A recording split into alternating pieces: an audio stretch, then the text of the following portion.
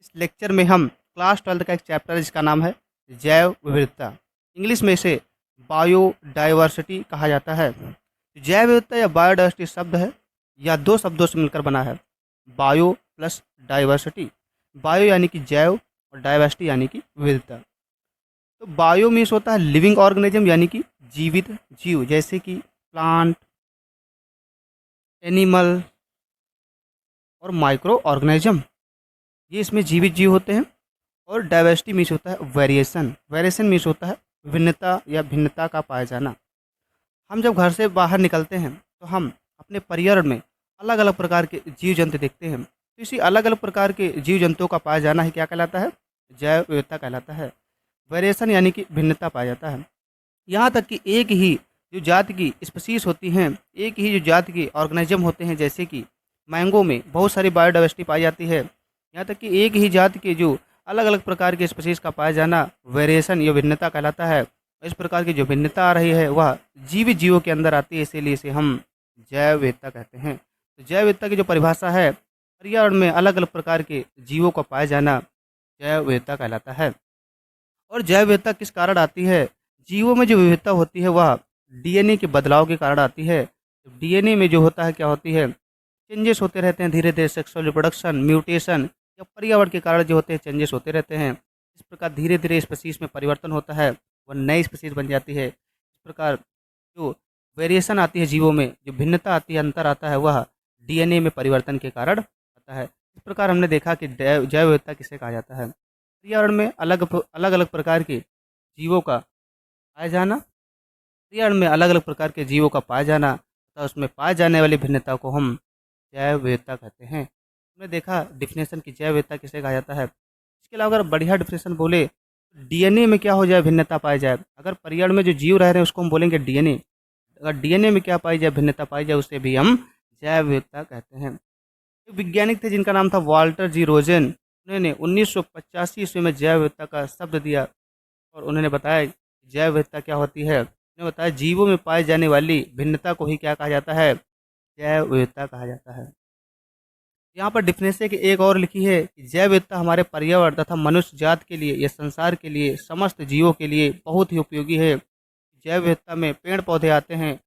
पेड़ पौधे जो होते हैं वो स्वपोषी होते हैं, प्रोड्यूसर होते हैं। संसार के सभी प्राणी जो होते हैं उनके ऊपर अपने भोजन के लिए निर्भर होते हैं। इस प्रकार हमने देखा जैव विविधता किसे कहा जाता है। अब देखेंगे कि जैव विविधता जो है वह मानव कल्याण के लिए किस प्रकार महत्वपूर्ण है या प्रत्येक जीवधारियों के लिए किस प्रकार महत्वपूर्ण है। जैव विविधता में पेड़ पौधे भी आते हैं और पेड़ पौधे जो होते हैं वह प्रोड्यूसर होते हैं, यानी कि स्वपोषी होते हैं, वो अपना भोजन स्वयं बनाते हैं। तो संसार के सभी प्राणी जो होते हैं भोजन के लिए जैव विविधता पर निर्भर रहते हैं। और जैव विविधता में कौन सी जैव विविधता? पेड़ पौधे की जैव विविधता के ऊपर निर्भर रहते हैं। भोजन का जो चक्र चलता है, भोजन के लिए जो निर्भर होते हैं विषमपोषी जीव, वह जैव विविधता पर निर्भर रहते हैं। इसके अलावा पेड़ पौधे प्रकाश संश्लेषण की प्रक्रिया करते हैं और हम भोजन बनाते हैं। इसी भोजन के दौरान हम लोग को ऑक्सीजन गैस देते हैं।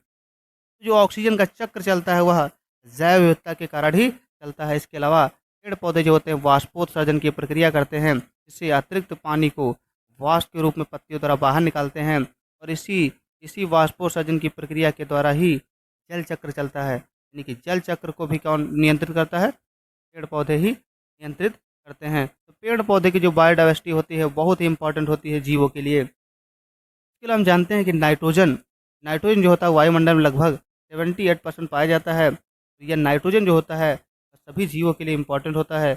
ये नाइट्रोजन जो होता है प्रोटीन बनाता है, डीएनए बनाता है, प्रोटीन बनाता है, डीएनए बनाता है, विटामिन बनाता है। इसके अलावा पेड़ पौधे में जो क्लोरोफिल पाया जाता है उसको भी बनाने में नाइट्रोजन जो होता है महत्वपूर्ण भूमिका निभाता है।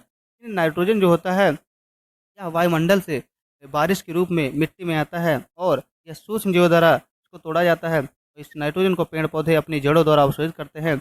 ये नाइट्रोजन जो होता है पेड़ पौधे में जब चला जाता है, इस नाइट्रोजन का उपयोग मानव जो होते हैं करते हैं, मनुष्य इसका उपयोग करता है। इस प्रकार नाइट्रोजन का जो चक्र होता है, यह नाइट्रोजन जो होती है मनुष्य के अंदर जाती है, दोबारा क्या होता है इसका चक्र चलता है। इस प्रकार जो नाइट्रोजन का चक्र, ऑक्सीजन का चक्र, जल चक्र, जो भोजन का चक्र है, यह जो जैव विविधता स्थिर है, स्थिर में जिस प्रकार पेड़ पौधे लगे हुए हैं उस प्रकार हैं। उस पर जीव जंतु निर्भर हैं। इसको बोलते हैं स्थिरता। स्थिरता यानी कि बैलेंस उसका बना है। इसी बैलेंस के कारण ही ये सब चक्र चल रहे हैं। अगर जैव विविधता में कुछ डिसबैलेंस हो जाए, यानी कि पेड़ पौधा कटाव हो जाए, ये सभी चीज़ें क्या हो जाएंगी, डिस्टर्ब हो जाएंगी। जैव विविधता का बहुत इंपॉर्टेंट हम लोग के लिए है, ऊर्जा चक्र के लिए, ऑक्सीजन चक्र के लिए, जल चक्र और नाइट्रोजन चक्र के लिए महत्वपूर्ण होती है। यही यहाँ पर पॉइंट लिखा है कि प्रत्येक जीवधारी जो होते हैं अपने पर्यावरण में सही तरह से अपने स्थान पर रह रहे हैं, कि जैव विविधता जो होती है स्थिर है, स्थिर में से बैलेंस उसका बना पड़ा है। जैव विविधता में हम पेड़ पौधे के सबसे महत्वपूर्ण योगदान देंगे कि पेड़ पौधे के ऊपर ही सारे जीव जो होते हैं निर्भर रहते हैं। यहाँ तक कि वहाँ पर रहने वाले पक्षी जो होते हैं और सूक्ष्म जीव जो होते हैं, इसी पेड़ पौधे के ऊपर अपनी शरण लेते हैं। और जैव विविधता यहीं तक नहीं, जैव विविधता जो होती है पोषक तत्व जल चक्र को भी क्या करती है, कंट्रोल करके रखती है। जल चक्र और पोषक तत्व को कंट्रोल करके रखती है। तीसरा जो पॉइंट लिखा है जैव विविधता के महत्व में या इंपॉर्टेंस ऑफ बायोडाइवर्सिटी में, मिट्टी जो होती है के कटाव को जैव विविधता यानी कि पेड़ पौधे जो होते हैं इसके कटाव को रोकते हैं। हम जानते हैं कि पेड़ पौधे की जड़ें होती हैं वो मिट्टी को क्या करती हैं, पकड़ के रखती हैं। इसी मिट्टी को जो पकड़ के रखता है, यानी कि मिट्टी के कटाव को पेड़ पौधे जो होते हैं बचा के रखते हैं। जहाँ पर ज़्यादा पेड़ पौधे होते हैं वहाँ पर मिट्टी की उर्वरा शक्ति या फर्टिलिटी जो होती है वह अधिक होती है। इस प्रकार वहाँ पर मिट्टी फर्टाइल होने के कारण वहाँ पर पेड़ पौधे अधिक उगते हैं और वहाँ का वाटर लेवल भी क्या होता है, ज़्यादा होता है। अगर पेड़ पौधे जो होते हैं, यानी कि पेड़ की जो जैव विविधता होती है, विविधता जो होती है वह मिट्टी के कटाव को रोकती है। वाटर के लेवल को क्या करती है, वाटर के लेवल को क्या करती है, मेंटेन करती है, वाटर लेवल को मेंटेन करती है। और सॉइल इरोजन यानी कि मिट्टी के कटाव को क्या करती है, बचा के रखती है। इस प्रकार जैव विविधता जो होती है हमारे लिए बहुत इंपॉर्टेंट होती है, भोजन चक्र के लिए, ऑक्सीजन के चक्र के लिए, जल चक्र के लिए, नाइट्रोजन चक्र के लिए, वाटर के लेवल को बनाए रखने के लिए और मिट्टी के कटाव को रोकने के लिए जैव विविधता जो होती है बहुत इंपॉर्टेंट होती है। जैव विविधता में हम 70 या 80% योगदान देते हैं वो पेड़ पौधों को देते हैं, क्योंकि पेड़ पौधे जो होते हैं स्वपोषी होते हैं और समस्त संसार के जीव जो होते हैं प्रत्यक्ष या अप्रत्यक्ष रूप से पेड़ पौधे के ऊपर ही अपना जीवन यापन करने के लिए निर्भर रहते हैं। जो फोर इम्पोर्टेंस लिखा जैव विविधता का, या वायुमंडल में गैसों के अनुपात को नियंत्रित करती है। वायुमंडल में गैसों के अनुपात का मतलब होता है वायुमंडल में अलग अलग प्रकार की गैसें पाई जाती हैं, जैसे कि अलग अलग प्रकार की गैसें पाई जाती हैं। हम जानते हैं कि वायुमंडल में महत्वपूर्ण जो गैसें हैं जिनकी कंपोजिशन है वो नाइट्रोजन है, ऑक्सीजन है और कार्बन डाइऑक्साइड है। नाइट्रोजन लगभग 78% पाई जाती है, कि ऑक्सीजन जो है लगभग 21% पाई जाती है, कार्बन डाइऑक्साइड जो है 0.03% पाई जाती है। यहाँ पर इसका जो बैलेंस है इसको मेंटेन करके कौन रखता है, जैव विविधता रखती है, यानी कि प्लांट की डाइवर्सिटी रखती है। किस प्रकार रखती है देखते हैं। यहाँ पर हम जानते हैं कि पेड़ पौधे जो होते हैं प्रकाश संश्लेषण की प्रक्रिया करते हैं। तो पेड़ पौधे कार्बन डाइऑक्साइड लेते हैं, जल का उपयोग करते हैं और क्लोरोफिल क्लोरोफिल की उपस्थित में क्लोरोफिल की उपस्थित में क्लोरोफिल और सनलाइट लेते हैं पेड़ पौधे और अपना भोजन स्वयं बनाते हैं। भोजन का नाम है ग्लूकोज। और ग्लूकोज के साथ ही साथ हम लोग को ऑक्सीजन गैस जो होते हैं ऐसा बाई प्रोडक्ट के रूप में देते हैं। ये जो ऑक्सीजन गैस आ रही है ये पेड़ पौधे की प्रक्रिया द्वारा ही आती है। और इस ऑक्सीजन का गैस का यूज मनुष्य में जो कंप्लीट डाइजेशन होता है, इसी कंप्लीट डाइजेशन में क्या होता है, ग्लूकोज का फॉर्मेशन होता है। यह ग्लूकोज को तोड़ने के लिए ऑक्सीजन गैस जो होती है बॉडी में इंटर करती है, हम लोग की नोज के माध्यम से, नाक के माध्यम से इंटर करती है और फेफड़े के माध्यम से, कार्डियोवास्कुलर साइकिल के माध्यम से इस ग्लूकोज का विखंडन करती है। इसी ग्लूकोज के विखंडन से CO2 गैस प्लस जल और प्लस ATP या ऊर्जा ऊर्जा का फॉर्मेशन होता है। Energy currency of cell, adenosine triphosphate का फॉर्मेशन होता है। यहाँ पर हमने देखा कि ऊर्जा का फॉर्मेशन होता है, इसके साथ ही साथ कार्बन डाइऑक्साइड गैस जो कि वेस्ट प्रोडक्ट होता है ये दोबारा वायुमंडल में चली जाती है और इस पेड़ पौधे जो होते हैं इसको दोबारा यूज़ करते हैं। दोबारा यूज़ करने के बाद दोबारा क्या करते हैं, ऑक्सीजन गैस देते हैं। इस प्रकार जो ऑक्सीजन गैस का यूज ह्यूमन बॉडी करती है और ह्यूमन बॉडी जो होती है कार्बन डाइऑक्साइड को रिलीज करती है। कार्बन डाइऑक्साइड को पेड़ पौधे यूज करते हैं और पुनः क्या करते हैं, ऑक्सीजन गैस देते हैं। इस प्रकार जो ऑक्सीजन और कार्बन डाइऑक्साइड का बैलेंस जो बना पड़ा है वायुमंडल में, यानी कि जो परसेंट बना पड़ा है, इसका जो मुख्य कारण है बायोडाइवर्सिटी क्या है, बैलेंस है। बैलेंस मीन्स स्थिर है। और स्थिर कौन है यहाँ पर, सबसे मेन है पेड़ पौधे। अगर पेड़ पौधे का कटाव कर दिया जाए, सारी जो क्रियाएं चल रही हैं, सारे चक्र चल रहे हैं, सभी क्या हो जाएंगे, समाप्त हो जाएंगे। इसीलिए हम लोग पढ़ेंगे इसके बाद जैव विविधता का संरक्षण किस प्रकार किया जा सकता है। हमने देखा इंपॉर्टेंस किस प्रकार जैव विविधता हमारे लिए बहुत इंपॉर्टेंट है। यहाँ पर यही पॉइंट लिखा है, यह वायुमंडल में गैसों के अनुपात को नियंत्रित करती है। वही पॉइंट यहाँ पर लिखा है कि कार्बन डाइऑक्साइड जो होती है वायुमंडल में एटमॉस्फेयर में 0.03% पाई जाती है। या पेड़ पौधे जो होते हैं इसका उपयोग करते हैं और अपना भोजन बनाते हैं। दूसरा ऑक्सीजन गैस है जो कि 21% जो होती है एटमॉस्फेयर में पाई जाती है। और पेड़ पौधे जो होते हैं कार्बन डाइऑक्साइड का उपयोग करते हैं और हमें ऑक्सीजन गैस देते हैं। इस ऑक्सीजन गैस का यूज जो जीवित प्राणी होते हैं, मनुष्य जो होते हैं, सेलुलर रेस्पिरेशन कोशिकीय श्वसन की प्रक्रिया या ऑक्सीजन की प्रक्रिया में योगदान करते हैं। तीसरी जो गैस है नाइट्रोजन गैस होती है, जो कि हमने देखा था डीएनए बनाती है, प्रोटीन बनाती है, विटामिन, न्यूक्लिक एसिड, क्लोरोफिल बनाने में क्या करती है, मदद करती है। यहाँ पर वही पॉइंट लिखा है, ये दोनों प्रक्रिया जो संभव है कि जैव विविधता क्या है, स्थिर है यानी कि बैलेंस है। ये दोनों प्रक्रिया वायुमंडल में गैसों के अनुपात बैलेंस को क्या करती है, बनाए रखने में मदद करती हैं। इसके अलावा यही नहीं, जैव विविधता जो होती है वह प्राकृतिक आपदाएं जो नेचुरल डिजास्टर्स होते हैं उनको भी क्या करती है, रोकने में मदद करती है। जैसे कि सूखा हो गया, बाढ़ आना, तूफान होता है आदि को जैव विविधता क्या करती है, कंट्रोल करके रखती है। जैव विविधता में कौन कंट्रोल करता है, पेड़ पौधे। पॉइंट यहाँ पर लिखा है, या ऊर्जा चक्र या खाद्य श्रृंखला या आहार श्रृंखला को क्या करता है, कंट्रोल करके रखता है। ऊर्जा चक्र यानी कि भोजन का जो चक्र होता है उसको कंट्रोल करके पेड़ पौधे रखते हैं।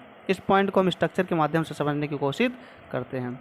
तो हम यहाँ पर देखते हैं कि पेड़ पौधे जो होते हैं प्रोड्यूसर होते हैं। प्रोड्यूसर मीन्स उत्पादक करता होते हैं, यानी किसी चीज़ का उत्पादन करते हैं। क्यों करते हैं, क्योंकि ये ऑटोट्रॉफ होते हैं, अपना भोजन स्वयं बनाते हैं या फिर स्वपोषी होते हैं। और संसार के सभी जो विषम पोषी जीव होते हैं वह डायरेक्ट और इनडायरेक्ट रूप से इसके ऊपर निर्भर रहते हैं भोजन के लिए। तो भोजन कौन बनाता है, पेड़ पौधे बनाते हैं। सबसे पहले पेड़ पौधे के भोजन कौन खाएगा, शाकाहारी जंतु खाते हैं। जो शाकाहारी जंतु खाते हैं इसीलिए इन्हें हार्बीवोरस कहा जाता है। एग्जाम्पल है रैबिट, काऊ, गोट हो गया। और सकता जितने भी शाकाहारी जंतु होते हैं वह डायरेक्ट रूप से क्या करते हैं, भोजन को पेड़ पौधे से प्राप्त करते हैं। और हार्बीवोरस से जो भोजन है उसको कौन प्राप्त करता है, मांसाहारी जंतु प्राप्त करते हैं। मांसाहारी जैसे कि फ्रॉग, स्नैक, फॉक्स एक्सेट्रा जो मांसाहारी ऑर्गेनिज्म होते हैं, यानी कि कार्निवोरस ऑर्गेनिज्म जो होते हैं वह इनडायरेक्ट रूप से क्या करते हैं, भोजन पेड़ पौधे से प्राप्त करते हैं। या हम लोग कह सकते हैं कि हार्बीवोरस को क्या करते हैं, खाते हैं, शाकाहारी जंतुओं को खा जाते हैं ये। लेकिन भोजन जो है, ऊर्जा जो है वह पेड़ पौधे से ही आती है। सबसे पहले ऊर्जा पेड़ पौधे की किसके पास जाती है, हार्बीवोरस के पास। हार्बीवोरस के पास ऊर्जा किसके पास जाएगी, कार्निवोरस के पास, जो इसको खाएंगे। और कार्निवोरस जो होते हैं मांसाहारी जीवों को भी कुछ जीव खा जाते हैं, जैसे कि लायन हो गया, टाइगर, पैंथर, शेर, चीता, तेंदुआ। ये सभी क्या करते हैं, टॉप कंज्यूमर होते हैं। टॉप मीन्स उच्च मांसाहारी होते हैं।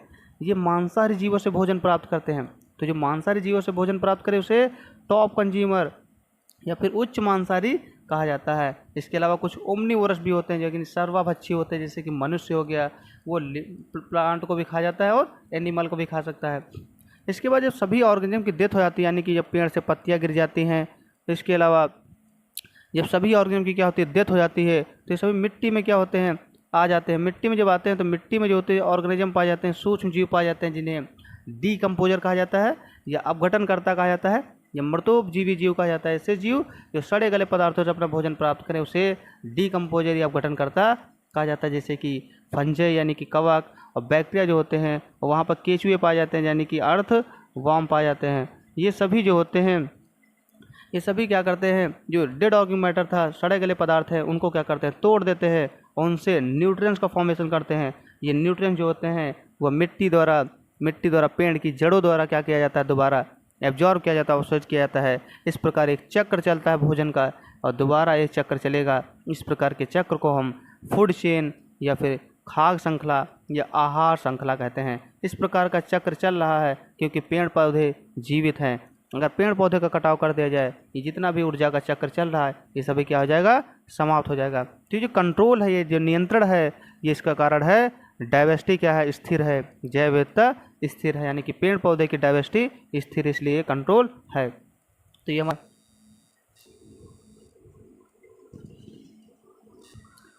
जैव विविधता मनुष्य को भी कुछ न कुछ दे के जाती है, परंतु मनुष्य की गतिविधियों या फिर मनुष्य की अज्ञानता के कारण लगातार जैव विविधता को ह्रास किया जा रहा है।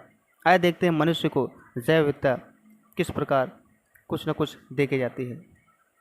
जैव विविधता मनुष्य को भोजन देती है, दवाइयाँ यानी कि मेडिसिन देती है, जितने भी कॉस्मेटिक प्रोडक्ट होते हैं उसमें से आधे से जैव विविधता से ही प्राप्त होती हैं।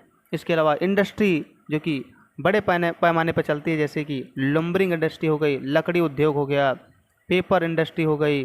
पेपर जो होता है वह प्लांट से ही प्राप्त होता है, जो कि रबर प्लांट होता है उससे प्राप्त होता है पेपर। हेविया ब्रेसलेंसिस एक प्लांट है जिसे रबर प्लांट कहा जाता है, तो रबर जो होती है प्लांट से ही प्राप्त होती है। यहाँ तक कि पेपर, जितना भी पेपर आज मिल रहा है, हम लोग पढ़ रहे हैं, वो सभी क्या होता है, जैव विविधता से ही प्राप्त होता है, ये पेड़ पौधे से ही प्राप्त होता है। डाई हो गया, रेशम हो गया, ऊन हो गया, ये भी जैव विविधता से प्राप्त होता है। ऊन जो होता है वह भेड़ से प्राप्त होता है, भेड़ जो कि एक प्रकार का जंतु है, वो भी जैव विविधता के अंदर शामिल होता है। चमड़ा, रेशे हो गया, दवाइयाँ हो गया, ये सभी जो होती है जैव विविधता से ही प्राप्त होती है। तो ये सभी आदि जैव विविधता से प्राप्त होते हैं। यहाँ तक कि हम जानते हैं कि जो किसान होता है वह 50% से ऊपर जो फार्मर होते हैं वह अपने जीवन यापन करने के लिए, अपने भोजन के लिए, वो जो होते हैं डायरेक्ट रूप से क्या होते हैं, पेड़ पौधों पर ही निर्भर रहते हैं या अपनी फसल पे के ऊपर ही निर्भर रहते हैं। तो जो फसल है एक प्रकार की जैव विविधता है। तो जो 50% इनकम या 50% से ऊपर जो इनकम का सोर्स है फार्मर के लिए, किसानों के लिए, वह जैव विविधता से ही प्राप्त होता है। इतने इम्पोर्टेंट होने के बाद जैव विविधता, तो हमें इस जैव विविधता का संरक्षण करना चाहिए, क्योंकि यह जैव विविधता धीरे धीरे क्या हो रही है, समाप्त होती जा रही है। मनुष्य की अज्ञानता और गतिविधियों के कारण जैव विविधता धीरे धीरे समाप्त हो रही है। इसीलिए इसके बाद जो हम पढ़ेंगे वह जैव विविधता का संरक्षण पढ़ेंगे। इसके अलावा ईंधन हो गया, भोजन, फर्नीचर, चारा हो गया, दवाइयाँ आदि जैव विविधता से प्राप्त होती है। तो इस लेक्चर में हमने पढ़ा कि what is biodiversity and importance of biodiversity, जैव विविधता क्या है, इसके महत्व के बारे में पढ़ा है, इसके इम्पोर्टेंस के बारे में पढ़ा है। इसके दूसरे लेक्चर में हम इतना इम्पोर्टेंस देखते हुए इसके संरक्षण के बारे में पढ़ेंगे, इसको किस प्रकार बचाया जा सके, क्योंकि जैव विविधता धीरे धीरे समाप्त हो रही है और इसे बचाना ज़रूरी है। तो थैंक यू सो मच, मिलते हैं नेक्स्ट लेक्चर में।